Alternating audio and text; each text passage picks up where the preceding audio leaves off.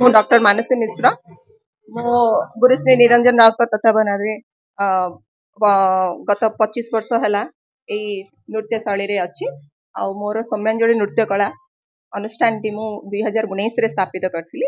ବର୍ତ୍ତମାନ ଏଇଟା ହେଉଛି ତାର second event, second annual event. ଯଦି ଦେଖିବା ଓଡ଼ିଶୀ ନୃତ୍ୟକୁ ସାରା ବିଶ୍ୱରେ ଆଦରିଛନ୍ତି ଏବଂ ଆପଣ ମଧ୍ୟ ବାହାରେ ମଧ୍ୟ ଯାଇ ପରଫର୍ମାନ୍ସ କରୁଛନ୍ତି। ଯେତେବେଳେ ଓଡ଼ିଶା ବାହାରେ ପରଫର୍ମାନ୍ସ କରୁଛନ୍ତି ଲୋକମାନଙ୍କର ଯୋଉ ଭିଉଟା ଆସୁଛି କଣ କେମିତି ରହୁଛି? ଆକ୍ଚୁଆଲି ଲୋକମାନଙ୍କର ଭ୍ୟୁ ଆମର ଓଡ଼ିଶା ଭିତରେ ରହୁ ବା ବାହାରେ ରହୁ, ଓଡ଼ିଶୀର ମର୍ଯ୍ୟାଦା ସବୁବେଳେ ଉପରେ ରହି ଆସିଥିବ। ହଁ, ବହୁତ ଖୁସି ଲାଗେ ଯେତେବେଳେ ଆମେ ବାହାରକୁ ଯାଉ, ଆମକୁ ବହୁତ ସ୍ନେହ ଶ୍ରଦ୍ଧା ସେମାନଙ୍କ ଠାରୁ ମିଳେ। ଆଉ ଓଡ଼ିଶୀର ଗୋଟେ ଅପୂର୍ବ ମାନେ ଆଲୋକିକତା ଆମେ ସେଠି ଫିଲ୍ କରୁ, ତ ବହୁତ ଭଲ ଲାଗେ। ଆଜିର ଆମର ରଣବୀର ସାର୍ ହଉଛନ୍ତି, ଆମେ ଆୱାର୍ଡିରେ ରଖିଥିଲୁ ପଦ୍ମଶ୍ରୀ ଦୁର୍ଗାଚରଣ ରଣବୀର, ନିମାକାନ୍ତ ରାଉତରାୟ ଆଉ ଧନେଶ୍ୱର ସ୍ୱାଇଁ, ସେମାନଙ୍କୁ ଆମେ ଆୱାର୍ଡି ବିଷୟରେ ରଖିଥିଲୁ। ଆମର ବୁନୁ ଭାଇ ଯିଏ ରହିଥିଲେ ଆମର ଏମଏଲଏ, ଅନନ୍ତ ନାରାୟଣ ଜେନା, ଦିଲ୍ଲୀପ ଜେନା ଆଉ ସନ୍ତୋଷ କୁମାର ବେଜ ରହିଥିଲେ, କି ଆମର ବିଜେପି କଲେଜର କୋର୍ସ ଡାଇରେକ୍ଟର, ଆଉ ମୋର ନିଜର ଗୁରୁ ନିରଞ୍ଜନ ରାଉତ, ଏମାନେ ରହିଥିଲେ।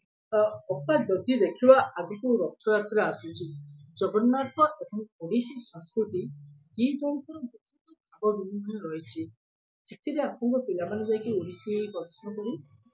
ନିଶ୍ଚିତ ଭାବରେ ଜଗନ୍ନାଥ ତ ଆମ ଆରାଧ୍ୟ, ତାଙ୍କ ପାଖରେ ତ ଆମେ ନିଜକୁ ସମର୍ପଣ ହିଁ କରିଦେଇଛୁ। ତେଣୁକରି ତାଙ୍କ ପାଖରେ ଯଦି ଆମକୁ ମାନେ ଟିକେ ବି ତାଙ୍କ ପାଦ ଧୂଳିରେ ଆମେ ନିଜକୁ ଧନ୍ୟ ମନେ କରିବୁ। ଆଉ ଯଦି ଆମକୁ କେବେ ବି ଚାନ୍ସ ମିଳେ ଆମେ ନିଶ୍ଚିତ ପରଫର୍ମ କରିବା ପାଇଁ ଖୁସି ଖୁସିରେ ଦୌଡ଼ିଯିବୁ। ବା ଓଡ଼ିଶୀ ସେ ବିଷୟରେ ମୁଁ ଜାଣିନି, କିନ୍ତୁ ଯେବେ ବି ଘୁଙ୍ଗୁର ସ୍ୱର ଶୁଣେ ବା ବାଦ୍ୟର ସ୍ୱର ଶୁଣେ ମୋ ଭିତରେ ଗୋଟେ ଶିହରଣ ସୃଷ୍ଟି ହେଇଥିଲା। ତ ସେ ଶିହରଣକୁ ମୁଁ ନୃତ୍ୟ ନାମରେ ନିଜକୁ ଯେତେବେଳେ ପରିବେଷଣ କଲି, ସେ ହିଁ ଜାଣିଲି ଯେ ଇଏ ହେଉଛି ମୋର ନୃତ୍ୟ। ତ ମୁଁ କୌଣସି ନୃତ୍ୟକୁ କ୍ରିଟିସାଇଜ ବା ଆକ୍ଷେପ କରିବା ପାଇଁ ଚାହୁଁନି।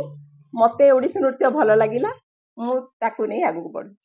ଆମେ ମାନେ ଲାଗିଛୁ, ଆପଣ ଦେଖିଥିବେ ନିମାକାନ୍ତ ରାଉତରାୟ ଆମ ସହିତ ଜଡ଼ିତ ଥିଲେ। ଆମେ ନିଶ୍ଚିତ ଭାବରେ ଆମର ଯିଏ ମାନେ ଆମ ସରକାରଙ୍କୁ ଆମେ ଅନୁରୋଧ କରୁଛୁ କି ନିଶ୍ଚିତ ଭାବରେ ମାନ୍ୟତା ପ୍ରାପ୍ତ ଦିଆଯାଉ ଓଡ଼ିଶୀ ସଙ୍ଗୀତକୁ ମଧ୍ୟ। ନୃତ୍ୟ ଅନୁଷ୍ଠାନ ତରଫରୁ ଆଜି ଯେଉଁ କାର୍ଯ୍ୟକ୍ରମ କରାଯାଇଛି, ସେଥିପାଇଁ ମୁଁ ବହୁତ ଖୁସି ଏବଂ ମୋତେ ବି ସମ୍ବର୍ଦ୍ଧିତ ଆଜି କରାଯାଇଛି। ବିଶେଷ କଥା ହେଲା, ଯେଉଁ ନୃତ୍ୟଗୁରୁମାନେ ଅନୁଷ୍ଠାନ କରୁଛନ୍ତି ସେମାନେ ସଦାବେଳେ ଚାହାନ୍ତି ଯେ ଆମ ଦେଶର କଳା, ଆମ ସଂସ୍କୃତିର କଳା କେମିତି ଆଗକୁ ଯାଉ।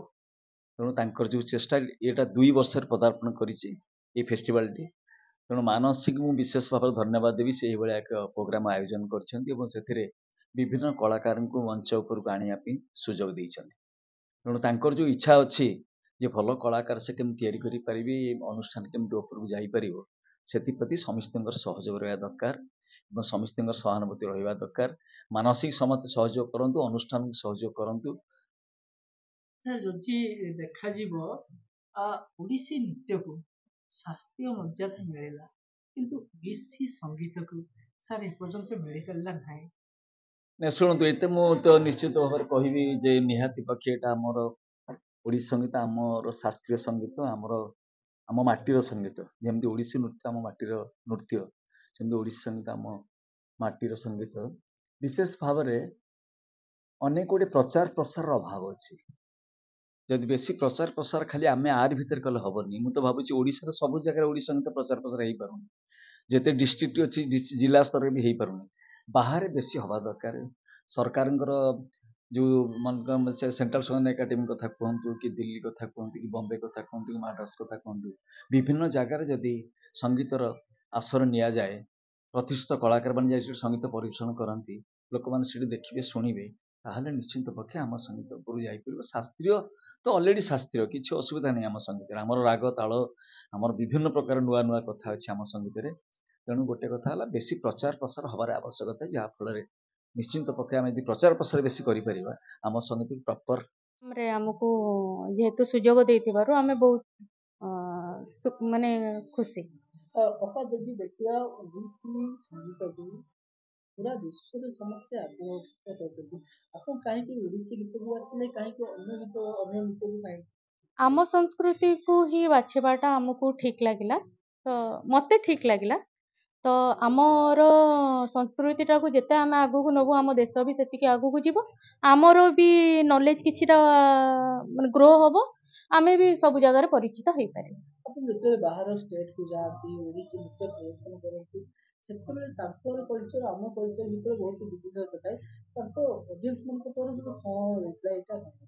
ବହୁତ ଭଲ ଆସେ, ଆଉ ଆମେ ବହୁତ ଏନକରେଜ ବି ଆମକୁ କରନ୍ତି, ଆଉ ଆମେ ବି ବହୁତ ଏକ୍ସାଇଟେଡ ହେଇଯାଉ ଯେ ଆମେ ବାହାର ଦେଶକୁ ଆସିଛୁ, ସେମାନେ ଏତେ ଆମକୁ ପ୍ଲିଜ କରନ୍ତି ଯେ ବହୁତ ସୁନ୍ଦର ହେଲା ଆପଣଙ୍କ ନାଚ, ସେ ବହୁତ ଯାହା ବି କୁହନ୍ତି ଆମେ ବହୁତ ଖୁସି ହେଇଯାଉ ଯେ ଆମକୁ ବାହାର ଜାଗା ଆସିକି ଯାହା ହଉ ଆମର କଲଚରଟାକୁ ବି ସେମାନେ ଆପଣେଇ ନେଉଛନ୍ତି।